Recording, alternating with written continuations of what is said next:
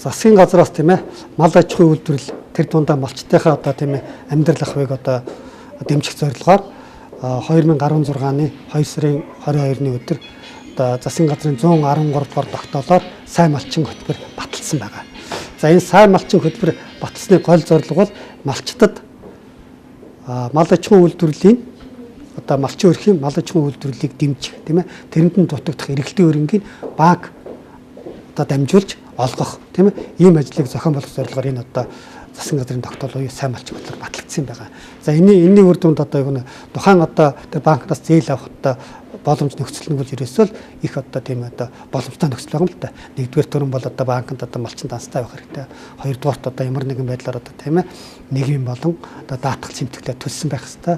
Гуравт одоо малаа одоо тийм ээ зохих одоо тэр мал эмнэлгийн арга хэмжээнд дүрцэл зэрэглэх арга хэмжээнд хамруулсан байх хэрэгтэй гэсэн. Ийм болцлуудыг хангасан малчинд бол одоо тийм ээ төрийн банкнаас одоо хөнгөлтөө 10% хүртэл хөнгөлтөө зээлийг олгоно. За энэ зээлийг авснараа тухайн малчин тийм ээ одоо мал аж ахуйн үйлдвэрлэлээ одоо өргөдгөх тийм үү одоо юу гэдгийг одоо өөрт шаардлагатай байгаа юу шаардлагатай вэ хадлаа авахт нь тэр дутуул хадлагын томд хэрэг судалж авъя.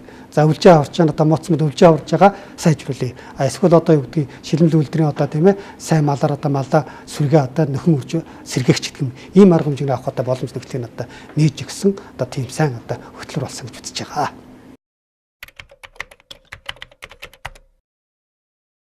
Яг одоо хүчин төгөлдөр мөрдөж байгаа засгийн газрын тогтоолын дагуу бол бид одоо ноосны урамшууллыг одоо хоршооны гишүүн малчин долгож байгаа. За заавал гэдэг нь бол одоо байгаа эрх зүйн очих гар бол одоо заавал хоршооны гишүүн байж ээж урамшуул авч байгаа.